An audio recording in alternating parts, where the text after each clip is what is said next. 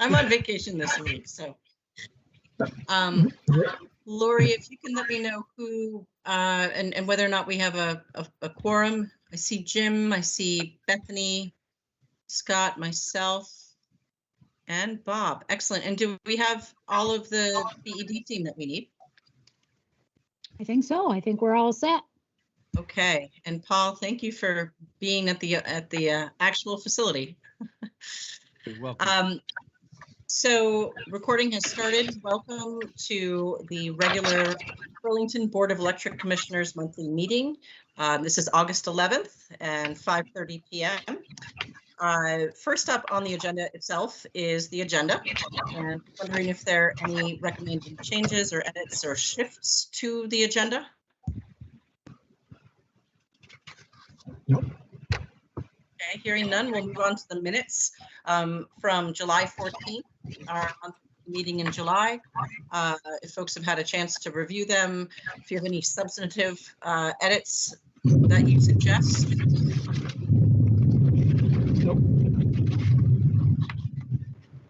Nope. Okay. We have a Move to motion accept to as approve. presented. Second.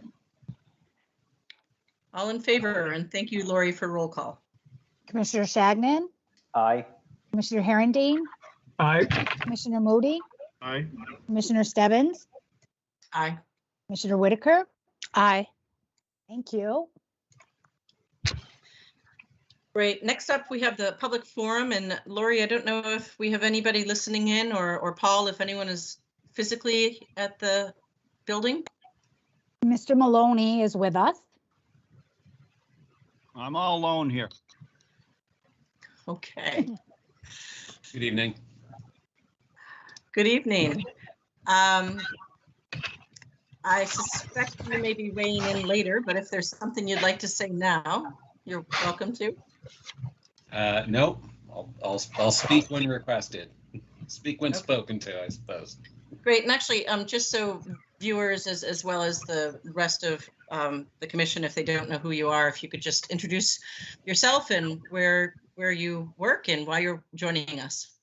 Certainly. My name is Thomas Maloney. I'm an attorney with Paul Frank Collins. I've been pleased to serve the city and the electric department, as well as other departments of the city, on a wide range of financing matters, primarily as bond counsel, and have been involved in the last couple of revenue bond issuances for the electric department,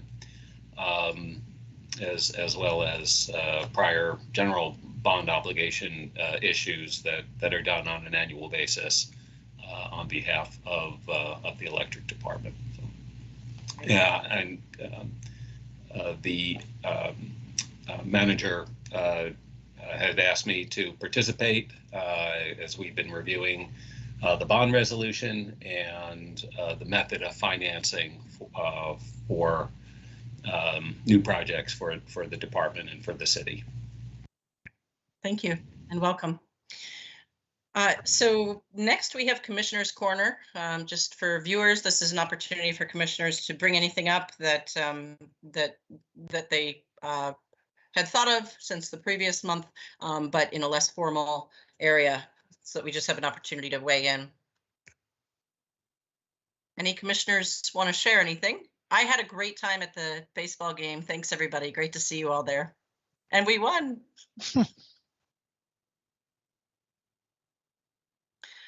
You're muted, Commissioner Herendeen. Commissioner Herendeen, you're muted still. You're muted, yeah. These aren't new questions, they're old ones. The latest for Winooski 1 looks like capacity factor and availability were the same, which seems to say we had a water problem.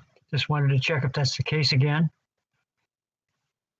And number 2, there's another reference to Cambrian Rise stuff, and I wondered again if we know more about whether they're going to use heat pumps or gas.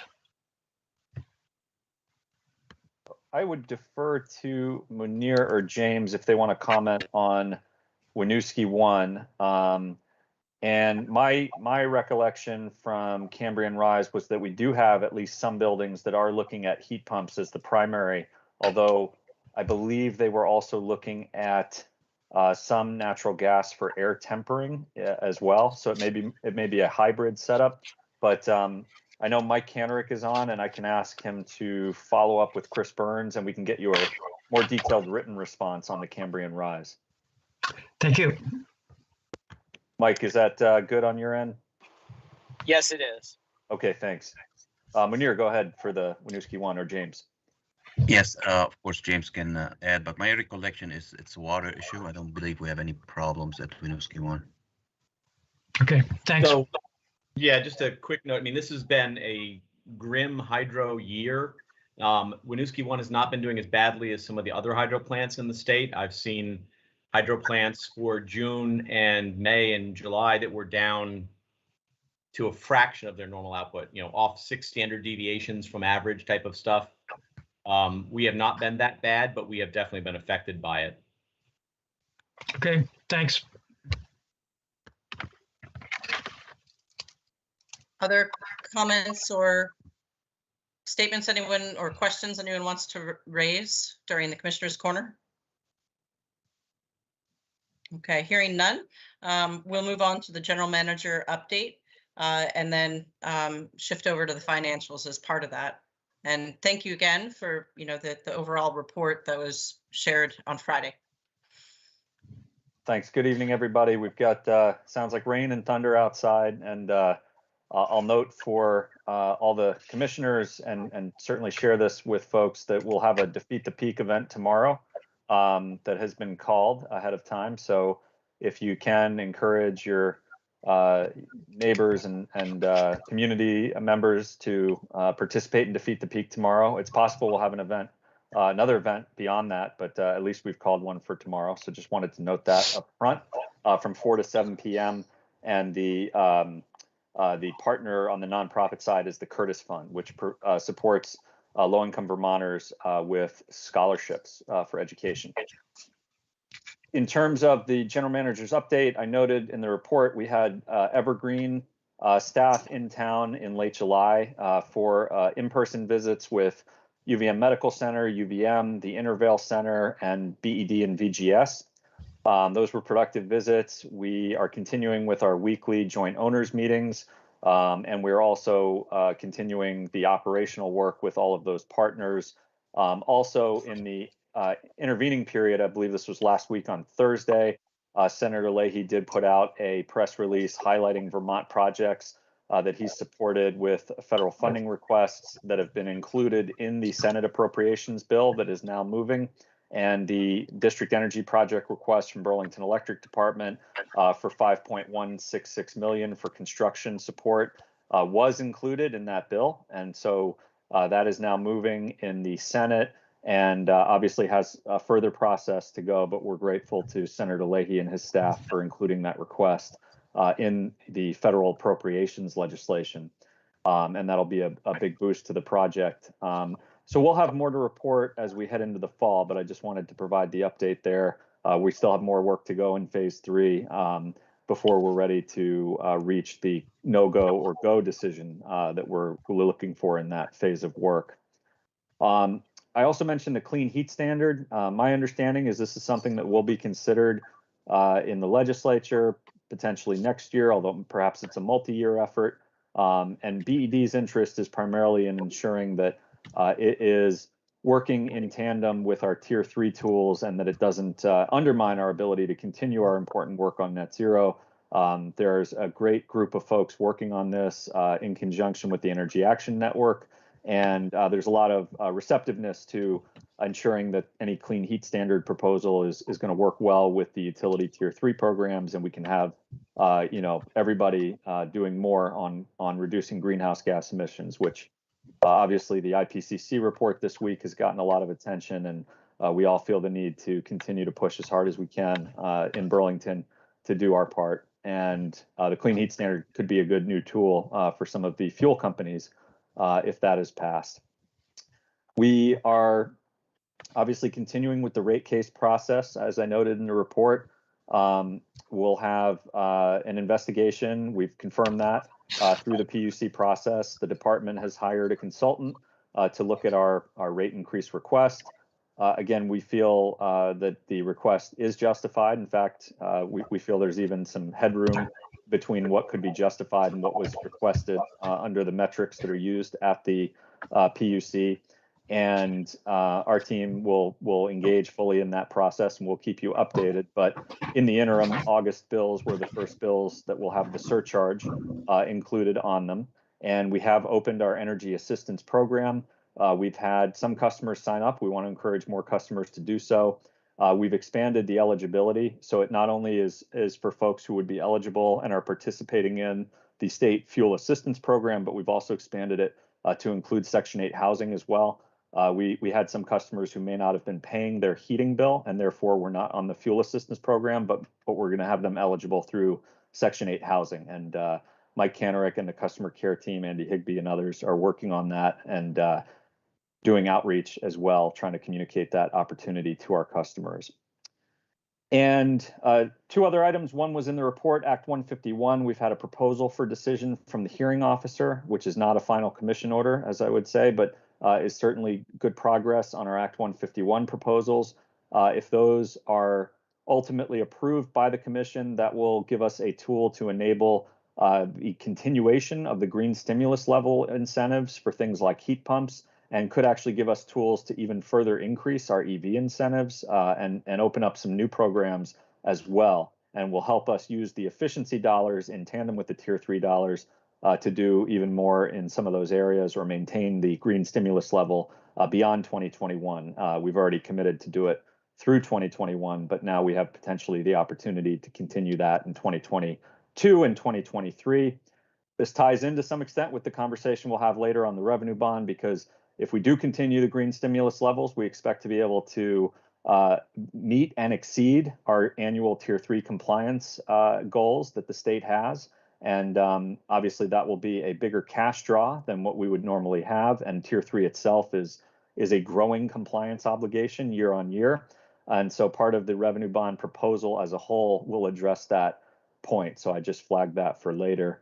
And lastly, as you've probably read, we've had a strong recommendation from the city and from the mayor for indoor masking to resume for all folks, whether vaccinated or unvaccinated. We've changed the signage at our buildings to reflect that. Obviously, for unvaccinated folks, we've required masking all the way through the pandemic.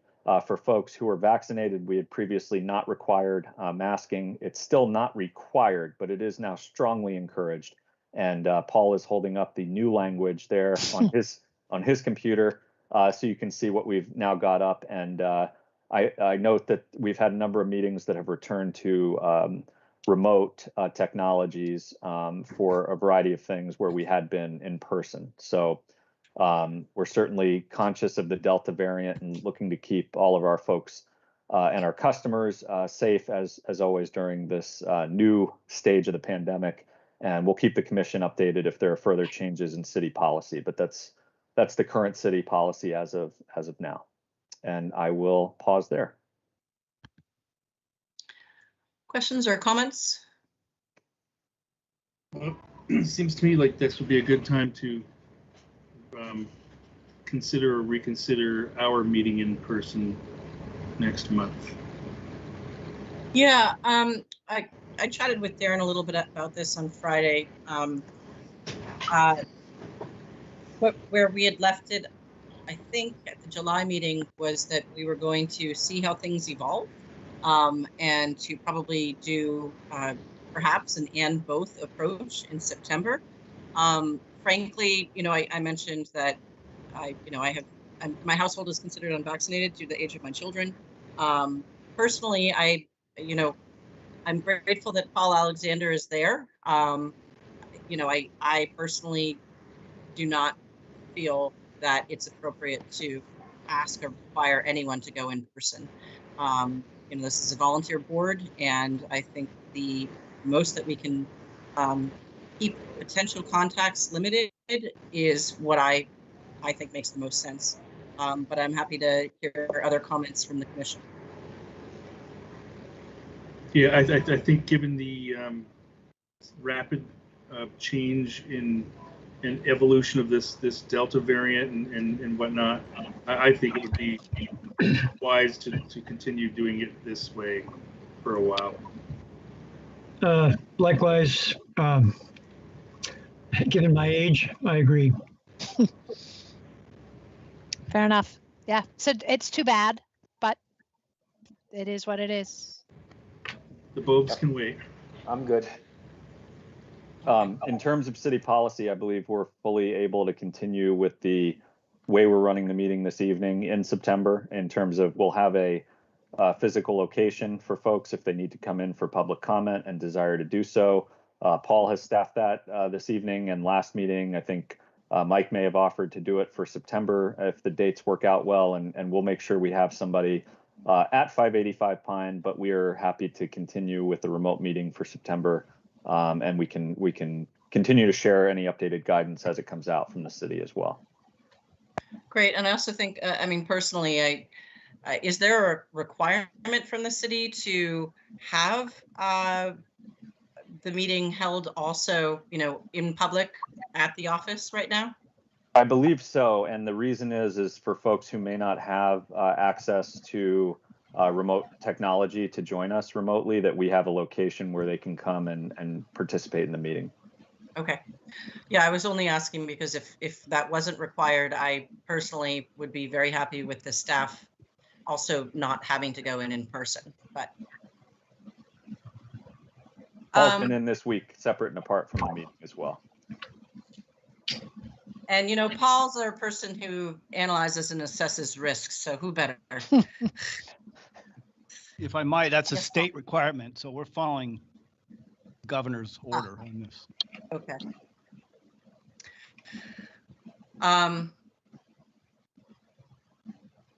I did want to ask, you know, it looks like, well, actually, did other commissioners have anything else they wanted to ask or mention? No, all set. Okay. I did want to ask, you know, we're over $1 million now in arrearages. It's the highest we've been in, when I look at this graph, highest it's been in, now the graph is not coming up. Well, even then, you know, February 20th, February 2020. Can you, Darren, or perhaps it's Emily or it's Mike, where are we at in terms of the type of support we can give people and what, you know, what we do for Burlington Electric? Because this is just going up further. It has reached a new peak. The good news is that the VRAP program is open for renters, and actually we have a number of folks in the queue to receive that funding. The first tranche of that funding should be coming in this week. It's not reflected yet in the numbers that you're seeing. I believe we have around, Mike can correct me, around 66,000 in arrearage funding that's coming in through that program. And the VCAP program, which we used in the latter half of 2020 to help with over 300,000 of arrearage assistance. The VCAP 2.0 is now open, and customers can access that over the next several months. And our team is doing a number of different outreach efforts to try to let customers know that VRAP and VCAP are both open. And then whatever we don't end up being able to help customers with in arrearages through those two programs, we had secured through the ARPA funds 1.3 million from the city that will come in. Emily is working with the city on that, and we expect that those funds will be coming in sometime perhaps in late September or October. So as some of those other programs begin to taper off, and hopefully we get a number of Burlington Electric customers into those programs, we'll have additional city resources that we can dedicate a portion of, with the hope that we will drive down the arrearage number significantly. And then also at the same time, we'll be looking in coordination with the water department at some point in that time frame to resume the suspension of disconnect policy. We'll be resuming disconnects for non-payment, although as the commission knows, in the wintertime, we have other restrictions around that we follow as well. But we want to encourage customers who are behind to take advantage of these programs, because that moratorium has ended. We're voluntarily continuing it for another few months to allow more customers to get into these programs before we would resume that at any point. Does it require? Oh, sorry. Go ahead. Does it require that those individual customers to initiate the process? Because obviously they are known entities. Does it require, and could we take a more personal approach to them? Or how does that work? With the state programs, they do have to apply. And Mike, if you're able, maybe you could describe the process a little bit for VRAP and VCAP.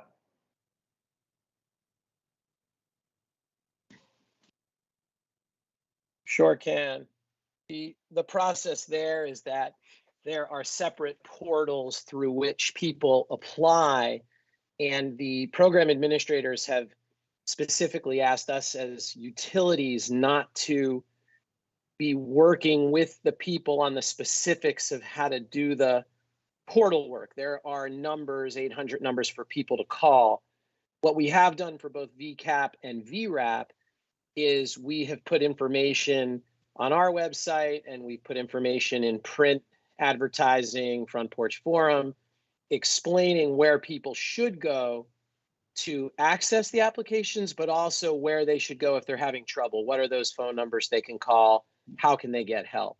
That said, we do have people who call in, and our customer care reps do their best, because no one likes calling somewhere and having someone say, sorry, I can't help you, call this number. So we try to lend a hand and get them going, but we let them know if they need more significant assistance to take advantage of those resources.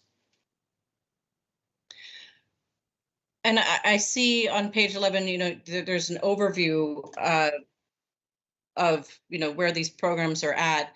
I mean, if we're at $1 million+ in arrearages, and thank you to the BED team for securing these grants for the both VCAP 2 as well as VRAP. But if we're at $1 million+, and when I'm looking at, what's available, it looks like we have maybe 400,000 available in these grants. If I'm including everything that really has been available, or if that's just the second phase of the VCAP. My question is it this team sense? Do you have a sense of like that other 600,000 that we may not have grants for?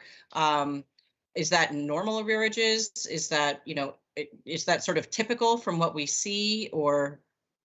I think we would, and Emily may want to weigh in on this. I think in a typical situation, we would have a couple 100,000 of arrearages potentially that we would be carrying at any given time. Our projections, based on what we had received during the VCAP 1.0, and this version I think has more funding in it than the previous version, although it is to a large extent it's first come first serve for utility customers around the state.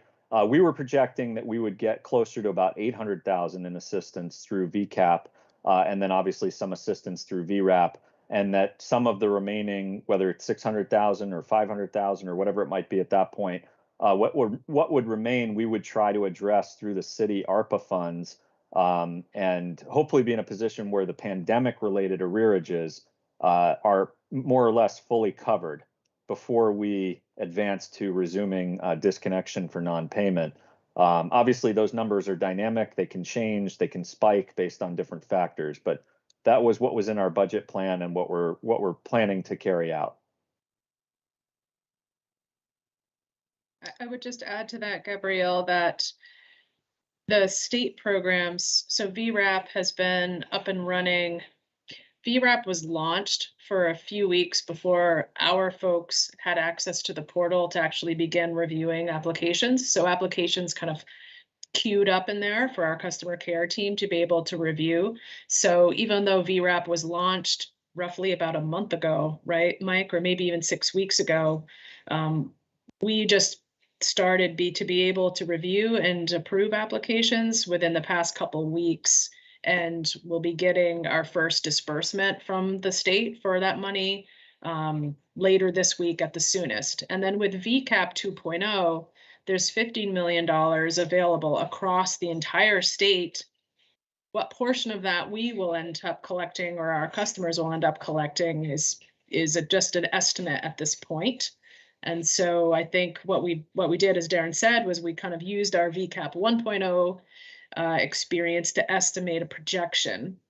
But I think what we would then do is after these programs close at the state level later this fall, assess where we are, and then apply the city ARPA funds to make up the gap. Okay, great. Thank And you, to- Bethany. If I might, Oh, if I might, Chair Stebbins, to add on to what Emily said, the VCAP 1.0 program last fall, it kind of started slowly and then it really picked up. And VCAP 2.0, as Emily said, really just began, and VRAP was kind of slow to start. They're really thoughtful people working on these programs, and a lot of them are working in spaces they haven't even worked in before, with support from companies providing these platforms. So we're finding, despite great intentions and hard efforts, they're clunky when they start, and then everybody who's involved gets the hang of it, and then they start moving along. So hopefully there will be, I hope, a significant and rapid increase in the funds that our customers are benefiting from and that we're seeing. Commissioner Whitaker, did you want to say something? Yeah, no, I think that we there's like a bigger issue about getting some of these people, making sure that people get taken care of, and that but then also reminding them that they do have to pay, right? Like, I think a lot of people haven't paid for a long time. They're putting it at the bottom of their list. So let's get some of that, the back payments paid off, but then also maybe have a goal of by the spring of next year that people have been caught up, and then it's not winter, but that they start paying. Because it's a big jump, and it's been up for a long time. And I think we need to make sure that the electricity bill is also a priority for folks. Absolutely agree. And we will still, even when we resume disconnection, we will still have the budget payment plans that we've put in place during the pandemic. So if we can help everyone catch up with their arrearages, if they are still struggling, or for some reason we weren't able to address somebody who had an arrearage, or maybe they fall behind later on, we will have good plans in place for our customer care team to work with them. But that is the goal, is to get everybody back on the schedule of paying their electric bill. And Well, can we send that message? Like, I don't know if it's okay to do that or not, but like that now there's help now, but the goal is that by this, that people start paying again, that some of this assistance is going to dry up and not be available. So we need to start to be more sufficient. Yeah, that's absolutely right. That is the message. And go ahead. Sorry, Commissioner. I'm thinking about it more of on a psychological level at this point, where there's people that are way behind, and I'm wondering if people are just embarrassed and scared to make that phone call, even though they might know, and they're just too, get that kind of like, I'm way too deep into this now, and there's a hesitancy to call us, and that's I think a group that I'm worried about needs a more personal touch, and I'm not sure how personal we can get with people and say, hey, but here's a way out of this, and us initiate that conversation so that they can initiate what they need to do on their end. I think when we get through the state programs, which have the requirements that Mike mentioned for the applications, when we get past that and we still have a reserve of folks who have arrearages outstanding, and we're moving to using the ARPA funds, we may have additional flexibility in the use of those funds, provided they are for pandemic-related arrearages that we don't have in the state program, because these are all coming from, in some cases, different funding sources with different types of requirements and restrictions. And so I think the folks you may be talking about, if they don't end up taking advantage of the state programs, which we certainly want them to, in all of our communications, we're saying these are limited time, they are first come, first serve. This is a chance to clear the arrearages that you may have, and we will eventually resume disconnections. But for folks who don't take advantage, we're not going to let them fall through the cracks. We have the city funding through ARPA that we'll be able to reach out to them and help them with. And then at that point, when we've exhausted those monies, we should have cleared the backlog, and everybody hopefully will be starting fresh and able to pay their bill as we go forward. Thank you.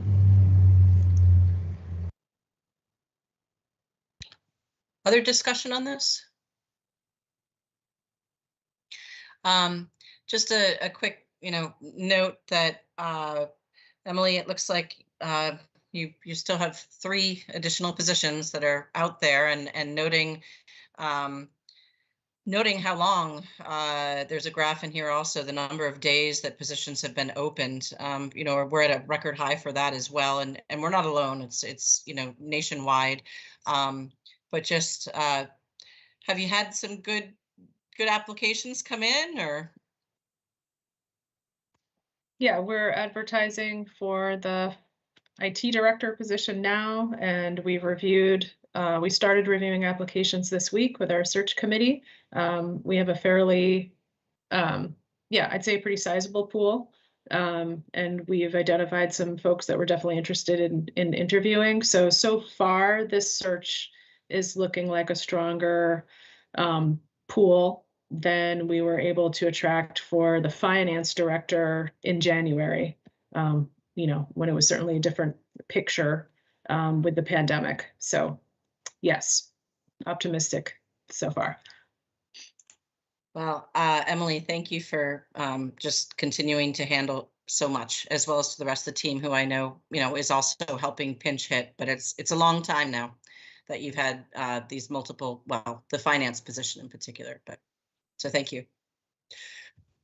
One last question from me. Do we have any interveners in our PUC rate case? No, not that I'm aware of, just the Department of Public Service. And I think there were only 2 comments filed, of which one I don't even think was a customer. So. Interesting. Okay, thank you. So unless there's any other questions specifically about the GM update from commissioners, otherwise we'll shift over to Emily's overview. Actually, Chair Stebbins, there was not a financial review included in this packet. And the reason for that was that we have only preliminary unaudited financials at the time the packet was due to be issued for June 30, which is not unusual. You have had preliminary June financials presented to you at prior August meetings when you have held August meetings. However, due to the timing for this meeting with our preparation for the audit, we just didn't feel we had enough entries, you know, in for period 12. We hadn't closed period 12. And so I didn't feel comfortable presenting results, even though they would be clearly caveated as preliminary. I'm not sure they would be representative enough to present to the commission. Yeah, I see that now. I guess I was looking at all of the other financials, but that's the next part of the conversation. I did want to just say one thing about the strategic direction. I'm pulling it up now. Sorry. Dashboard. And I appreciate, I see that you keep, you know, sort of over time tweaking it and refining it as to make it, you know, hopefully less work putting it together, but more meaningful. The net zero energy roadmap goals, if it's possible, you know, we have the 2020 in the second column from the left. We have, you know, the estimated number of heat pumps we need, et cetera. And then the column, you know, the 2 columns to the far right, we have sort of where we're at in terms of yearly actuals. Could you add a column that says, you know, percent to goal, just because it'll be an easier, like, okay, and this is why we need a revenue bond. I think it might be helpful to communicate that we need other tools in the toolbox, but maybe just mull that over how you see fit. Certainly, will do. Thanks. So, okay, moving on to the revenue bond. This is a discussion and vote, and I'm assuming, Darren, you'll lead it off. Very glad to. So just to frame this up, and as mentioned earlier, we have Thomas Maloney for any questions related to the, you know, the bond process. But to frame it up, this tonight is a discussion about recommending to the City Council that they place the question of the revenue bond on a November ballot for voters, and that if that is approved, we would come back to the commission and the council with a resolution related to issuance of the bond. And then subsequent to that, I believe the time frame is we would be looking to issue the revenue bond in March or thereabouts in 2022. So just to give you a sense of the time frame where we are today and where we're heading.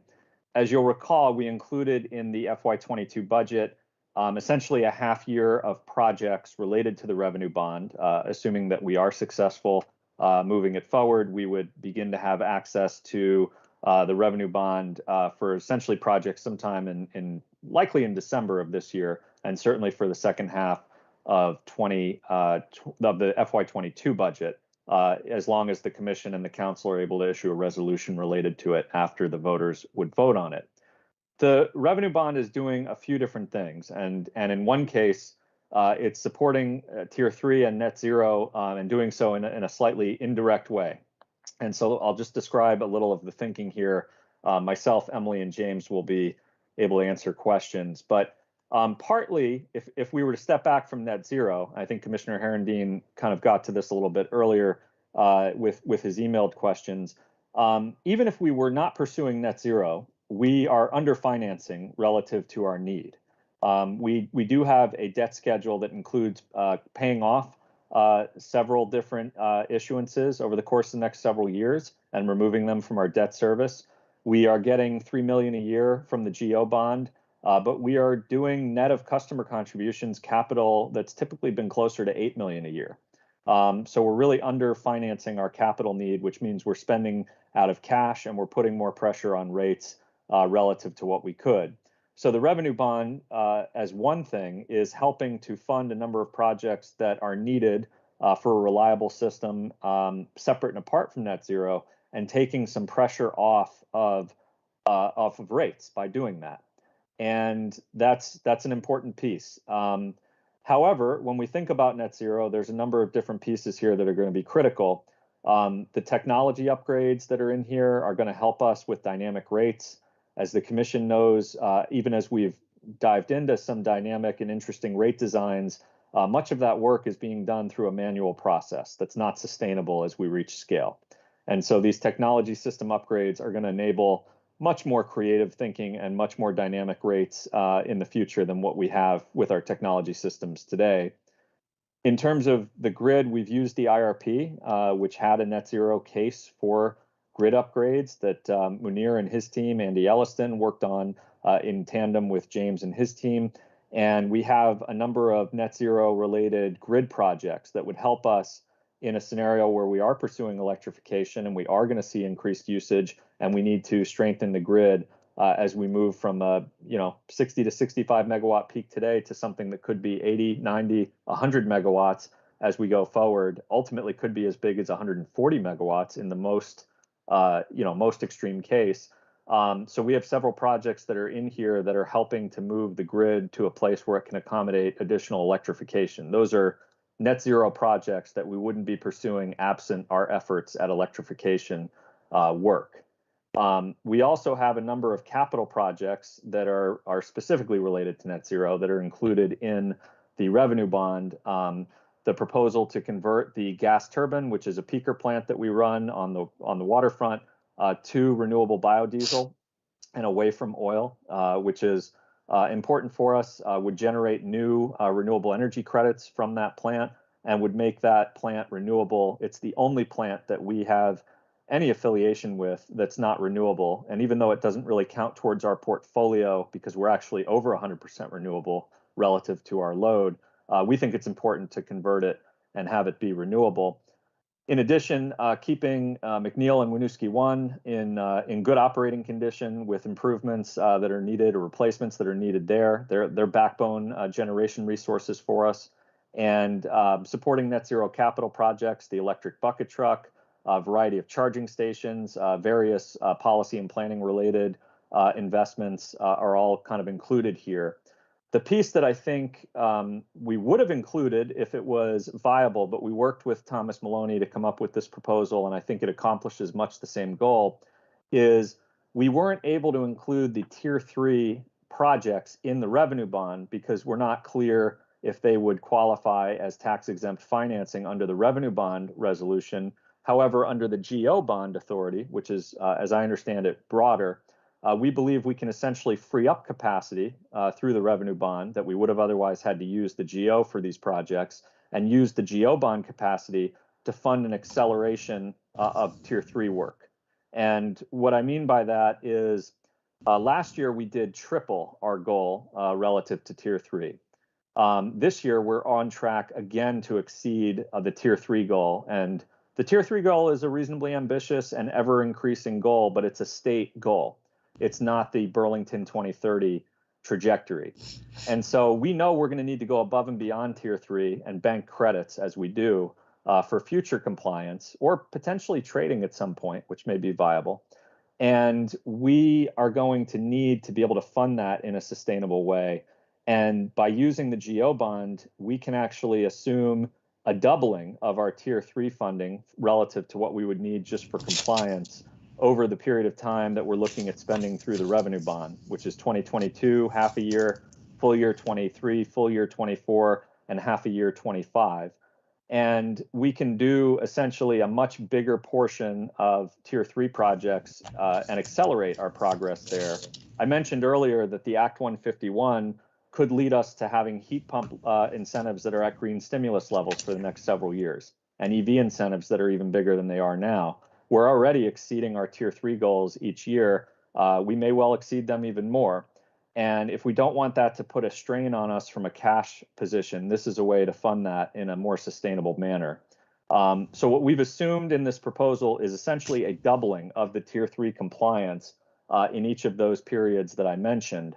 And that will facilitate additional progress on net zero relative to what we would be doing just to meet state goals. And so that's all included in our thinking here with the revenue bond. And I think one thing I want to highlight is, you know, we're always trying to keep strong rating metrics. We're trying, as always, to keep rate pressure low for customers. We had a 7.5% rate proposal this year. It's our first in 12 years. It's coming off of the pandemic. Our current 5-year modeling shows that rate pressure will exist in each of the next several years, but likely at more moderate levels than what we saw this year. We see the 7.5% as hopefully a high water mark, and we see more frequent rate adjustments at more moderate levels for the next several years.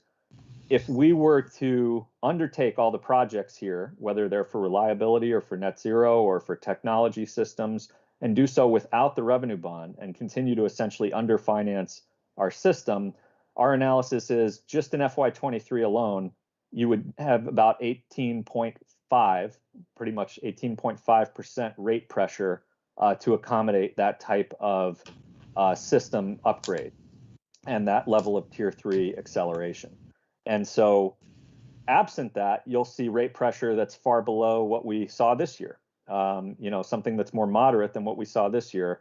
But if we don't pursue the revenue bond, we're going to either have the choice of having to cut dramatically on our capital spending, curtail our Tier 3 spending, or face rate increases that are untenable for customers. So I think we see this as not only a great opportunity to make more progress on climate and net zero, but a way to sustainably finance our system needs, both for net zero and for traditional reliability. So I'll pause there. I invite Thomas to make any comments that he has, because we've talked with him about this and he has expertise. And then we'd be happy to answer any questions from the commission.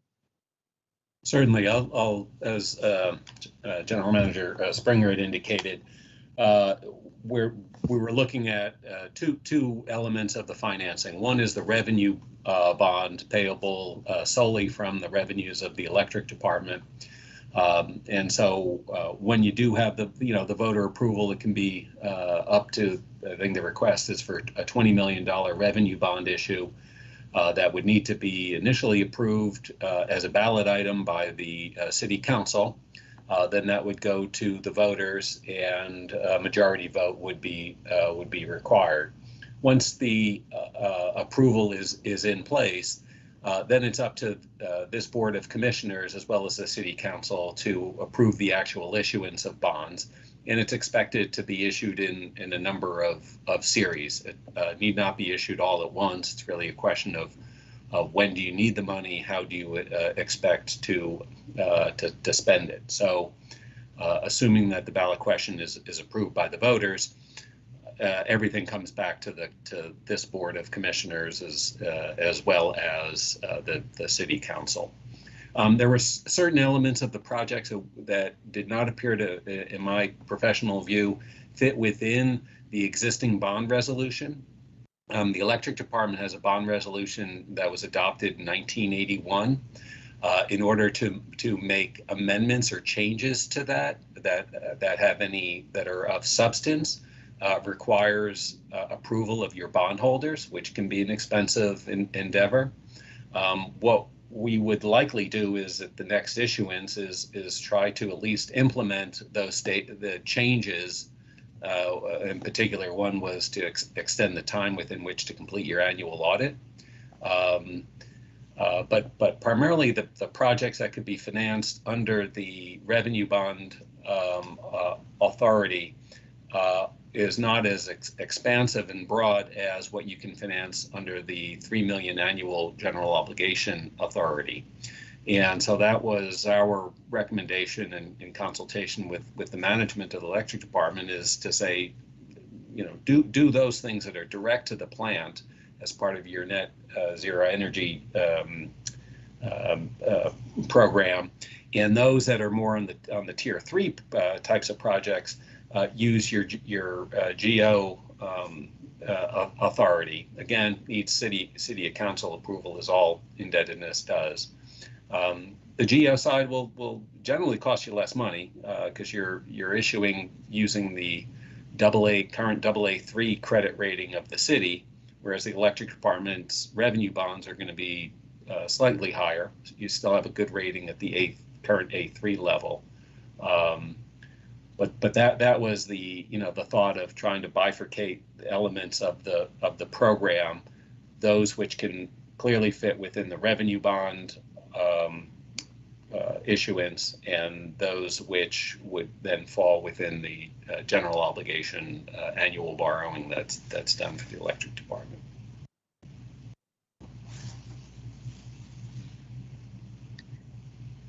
Thank you. So Commissioner Herendeen, you had sent a list of questions via email. We could start with that, or Bethany also has a hand up. Since Bob, you had so many, Bethany, maybe we'll start with you first. Yeah, and mine's a super simple one for the first one anyways, which is, are we borrowing against our revenue stream that we get from the ratepayers, or are we borrowing against, or is this going to increase taxes in some ways? This is against the electric department's revenue. Okay. And the GO bond, which is different, but which we're talking about here, the GO bond is through the city, although we pay the debt service on our portion of it. But the revenue bond is exclusively backed by the electric department. Okay. If I may, yes, the revenue bond, the 20 million is solely payable from the revenues.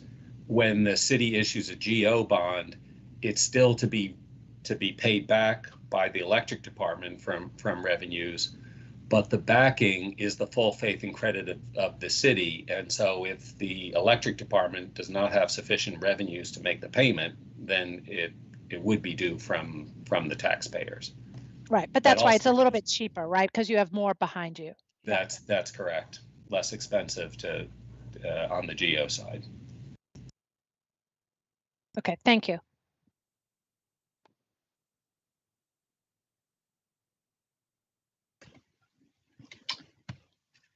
Let me say that this list, we don't have to. Commissioner Stebbins get disconnected? Yes, I think we lost Chair Stebbins maybe for the moment. Okay.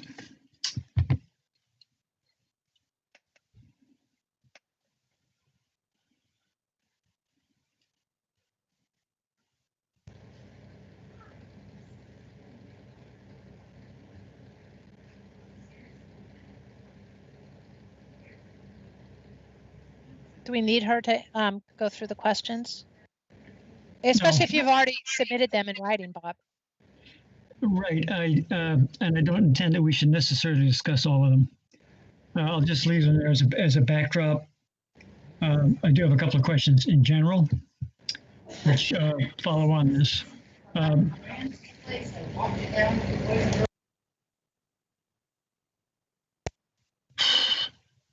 Is it possible to say what fraction of the 20 mil goes for anyway, and what fraction goes for NZE? Yes, and with the caveat, there are some projects like the technology projects that are going to support kind of in both scenarios, but Emily has a rough breakdown that she can share relative to that. Yes, that's right.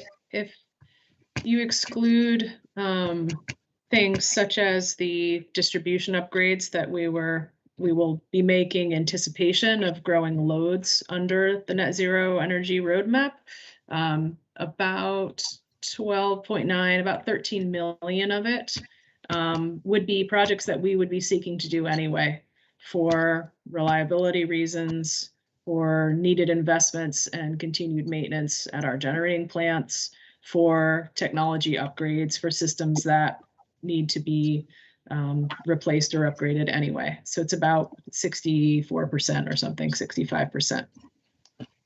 There's a caveat as well on that answer that I should have mentioned too, which is based on Thomas Maloney's advice, we moved the tier 3 items to the GO and moved some of the GO traditional items to the revenue bond. So that percentage of projects that are business as usual versus NZE in the revenue bond may seem a little high, but be aware that they're unlocking millions of dollars in additional spending under the GO for tier 3 that otherwise may not, capacity may not be there.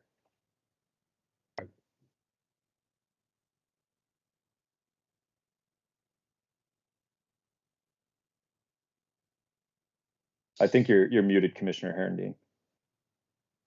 Is there any reason? Is there any? Hello. Okay. Is there any meaningful comparison between the 1990 bond and this one in terms of overall benefit cost, payback time, those in particular? We looked at that, and I don't think that any of us are familiar enough with the details of the 1990 bond issuance to make that type of comparison. We know the general level of issuance was, 11.3 million, and we know that kicked off our efficiency program, and that there were a significant number of benefits that continue to accrue based on the efficiency program. But I just don't think that any of us have enough direct familiarity with how that was issued and the thinking behind it to make that type of comparison. I think we could have. The cost side is easy. It's the benefit side that would require an awful lot of digging to try to figure out. And the benefit of a reliability project right off the bat, is hard to describe anyway. So. Sure. Actually, there's some numbers in what you handed out, if you're willing to buy them, which indicates that something pushing 4 times as much B was generated for 1 unit of C from the 1990 activity. No discounting. We're always going to buy our own numbers. Okay, so we don't know. That one we're going to say we couldn't make that comparison. At least certainly not in time for tonight's discussion. Perhaps with more time we could make some educated thought around that. Do we have any sense of what the payback time, quote unquote, would be for the new bond? Emily might have some thoughts here. The payback, I don't know that we think of it entirely in terms of payback. I mean, there's a payback on the tier 3 investments, certainly. With a lot of the other projects, we're thinking of it more in terms of what their lifespan is, what their useful lifespan is, relative to the debt service that we'll be paying. And the goal is to have the kind of portfolio of projects have a useful life that's close or exceeding the debt service length. Right. We don't want to borrow for things with a lifespan of 2 years over 20 years. We'd much rather borrow for a lifespan of 25 over 20 years if we can do it. And we've looked at the average lifespan of the total package of measures, and it exceeds the 20-year debt service. Like a big old home equity loan. Right. Okay, well, I'll come out with one more statement of the issue. If I were a super cynic I would say, okay, here's some expenditures we're going to do for this goal of net zero. It's going to cost more than if we didn't pursue net zero. How much more? And let me say personally, I'm already convinced it's worth it, but I'm talking about a skeptic who might ask. Well, let me reverse that a little bit, and in doing so, tackle one of the questions that you had over email that I think we do have a good answer to, which is, I think you had asked essentially, how much more progress are we going to have on net zero relative to the baseline? And we can make a reasonable comparison there, looking at the spending rate under Tier 3 if we were just to do the amount that's required for state compliance versus the amount we're actually pursuing under this plan. And relative to a rough estimate from the policy and planning team of what it would cost if we were doing all of the roadmap measures through Tier 3, which just to be clear, we are not. We've always talked about having a variety of measures that are going to help us towards net zero. Some of them are city policy measures like the rental weatherization standards. Some of them may be other investments. We think of, Senator Leahy's federal funding that I mentioned earlier. But if you were to take the net zero roadmap and ascribe an annual spend that would try to get you there through Tier 3, we have a estimate of that. And then I have percentages based on the compliance rate and based on the rate that we have now under the revenue bond. And roughly speaking, for 2023, 2024, 2025, under the compliance only scenario, you're getting between 11.5% and 13.5% of the net zero spend just by spending what you would on Tier 3 normally. Under our proposal here, you're getting between 23 and 27.3% of the spend rate that you would need. So you're seeing a significant, essentially a doubling of the amount of spend and the percentage that you would be doing to make progress towards net zero. It's not alone going to get us to net zero, obviously. And I do leave room for the idea that we could easily pursue a second revenue bond that would start in the second half of 2025 and carry us through 2028.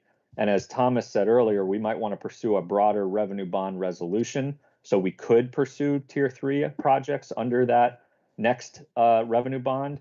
And in that revenue bond, BED and the commission might decide, based on whatever progress we've made towards net zero, doubling Tier 3 isn't good enough. We need to triple it at that point or quadruple it to be able to get where we need to go. But we know we're making a big dent relative to what we would be doing otherwise with this particular effort. And the other thing I would say is we aren't going to do the net zero grid projects if the load doesn't materialize. That would be imprudent. That's not something we'll pursue. The funding is in this revenue bond based on the assumption that we continue to pursue electrification measures.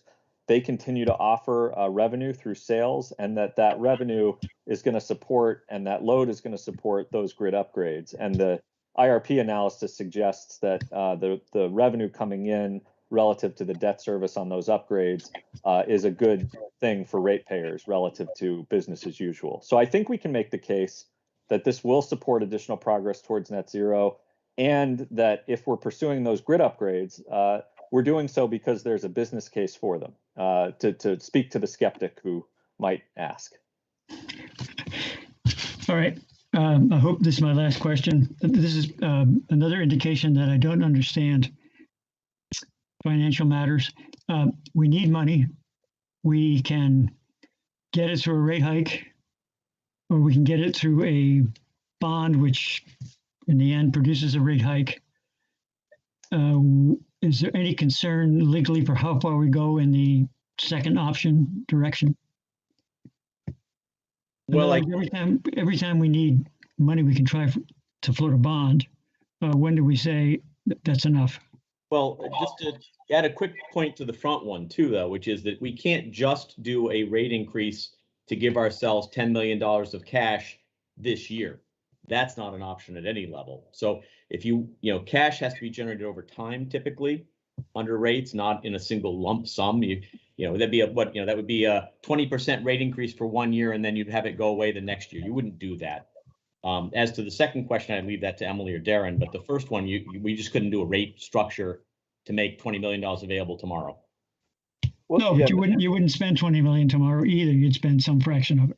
You really couldn't make it available over 3 years or anything like that. There's Okay. a couple things I would say, and I know you mentioned the word legally, so Thomas can weigh in as well if he has thoughts, and Emily should as well. But from the standpoint of the ratepayer, as I mentioned, we have debt schedules that are going to conclude over the course of the next several years. And under the revenue bond, we have the option to pay interest but defer principal for up to 5 years. And we can essentially let some of those other debt schedules expire. And when we take up the full debt service from the revenue bond, you're filling some of that gap. And so it's a smoothing effect essentially for the ratepayer relative to an abrupt rate hike, as you would describe in one of the scenarios. The other thing to keep in mind here is from a Moody's rating perspective, there is a metric called the debt ratio, which looks at your overall debt ratio relative to essentially some of your financial position. We have been, for an A rating, the A rating range, as I understand it, is 60% to 80%, with the lower end of that range being better from a Moody's standpoint. We have been increasingly improving in that metric and are down near the 60% range. So the kind of the low end being the better end of that range.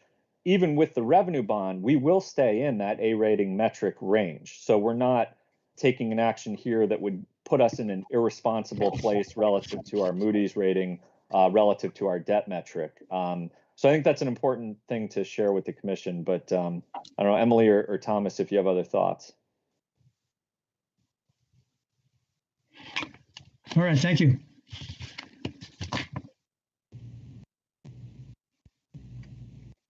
Looks like Commissioner Stebbins is back online too. A little pixelated, but still here. Yeah, she looks like And maybe she's, frozen. frozen. Yeah. Pixelated and frozen. Yeah, the Wi-Fi here isn't. The Wi-Fi is Maybe shut off your camera. not great here, so if I go off camera, that's why. But you're here. That's good. Is this better? We can hear you. Yep. No.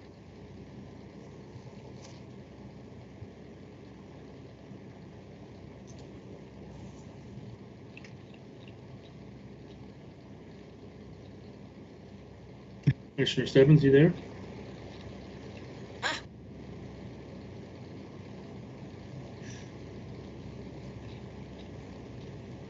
Give her a second, I guess.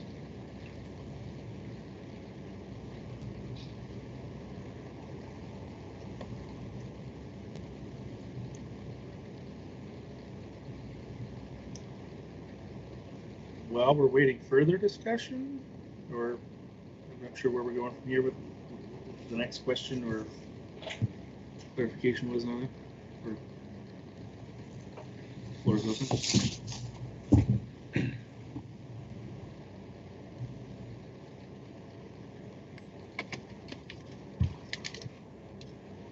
Well, I'm done. Okay.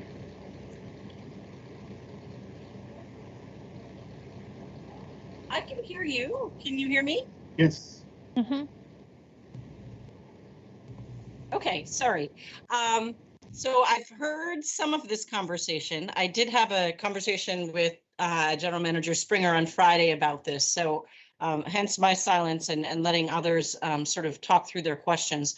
Are there additional questions from people that perhaps I haven't been able to see that you've raised your hand because I keep going in and out with poor Wi-Fi?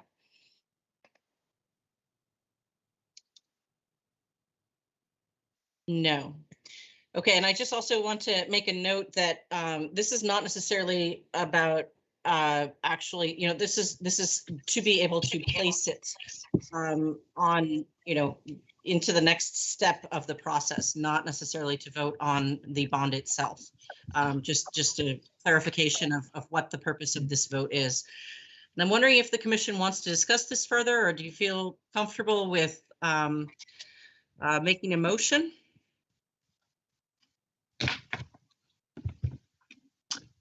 I'm comfortable. Me too. Yeah, me too. As am I. Okay. Is there suggested language? There is. You have to scroll down through your packet. Our phenomenal clerk gave us language so that we look really put together.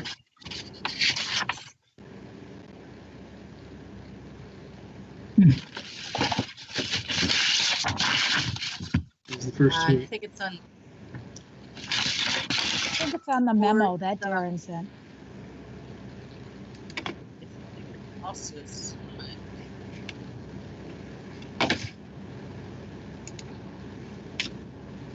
Here's the memo. That's on the memo, the last, I believe the last paragraph of the memo. Okay.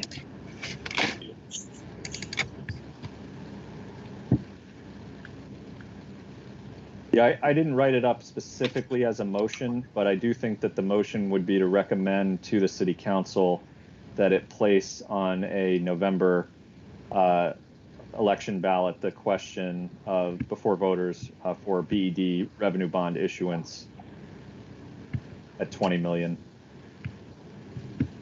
I don't know, Thomas, do you have? I think that yes, Mr. Springer, I think that the question would be that the commission moves to recommend to the city council that approves placing the revenue bond ballot question for a revenue bond, an amount not to exceed $20 million to be placed on the ballot for a special meeting to be held in November. And then from there, the city council would approve the warning if need to approve the warning. And that would be posted at the end of needs to be posted within a 30 to 40 day time period prior to the special meeting. I would make the motion as described by council. Second. Commissioner Shagnon, Aye. Commissioner Herendeen, Aye. Commissioner Moody, Aye. Commissioner Stebbins, Aye. Commissioner Whitaker. Aye. Motion passes. Thank you all very much. Thank you. It's got a long ways to go, so let's see how it moves forward. But I also just, one thing I did hear was a question from Commissioner Herendeen about, how long do we keep doing this? And I'll just throw out there that if we're successful in efficiently and strategically electrifying, our transportation sectors and our heating and cooling sectors specifically, then we should get to a place where, frankly, our bills are in a stronger place and our budget is in a stronger place overall, assuming that we can address the arrearage piece of things. So, which we will. And you guys are working on that. So I don't mean that as tongue in cheek. But I'm just saying, really with KWH and KW going up overall, we would see an improvement overall. So next we have the commissioner's check-in. Is there anything last conversation items that people want to raise before we adjourn?